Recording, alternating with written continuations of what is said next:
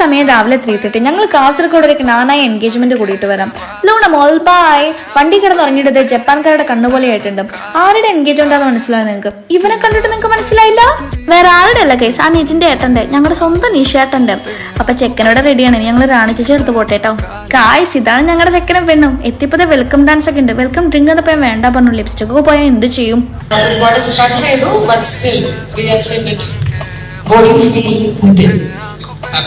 അതെ, എല്ലാവരും ഹാപ്പിയാണ് ഗൈസ്. ഈ രണ്ട് ഫാമിലിന് ഇത്രയും ഹാപ്പി ആയിട്ട് സ്റ്റേജിൽ നിൽക്കുന്ന കുറെ ഫേസിലൂടെ കടന്നു പോയിട്ടാണ്.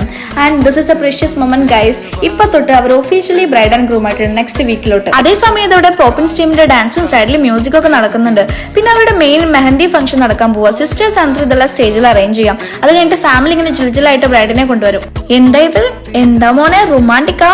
അതൊന്നും വേണ്ട കേട്ടോ, നെക്സ്റ്റ് വീക്ക് മാരേജാ. ഇനി നിങ്ങൾ കാണാൻ പോകുന്നത് പ്രത്യേക തരം ചില ചടങ്ങുകളാണ്. റാണി ചേച്ചിയുടെ കസിൻസും ചേട്ടനും ഒക്കെ ചേർന്നിട്ട് ചെറുക്കനെ ഇങ്ങനെ മേലോട്ട് എറിയും. ബാക്കിയുണ്ടെങ്കിൽ നമ്മൾ നെക്സ്റ്റ് വീക്ക് കല്യാണത്തിന് എടുക്കും. നമുക്ക് പോയി കുറച്ച് ഫുഡൊക്കെ കഴിക്കാൻ. തീർന്നു പോയാൽ നമ്മൾ എന്തോ ചെയ്യും? നല്ല അടിപൊളി ഫുഡായിരുന്നു ഗൈസ്. കുറച്ച് സമയം എടുത്താണെങ്കിൽ ഞങ്ങൾ കഴിച്ചു തീർത്തു. അങ്ങനെ റാണി ചേച്ചിക്ക് ബായ് ഒക്കെ പറഞ്ഞ് ഞങ്ങൾ നേരെ മലപ്പുറത്തോട്ട്. ഇനി നമുക്ക് അടുത്ത വീക്ക് കാണാം, അവിടെ പൊളിക്കാനുള്ളത്. അപ്പൊ ഓക്കെ ഗൈസ്, ബൈ.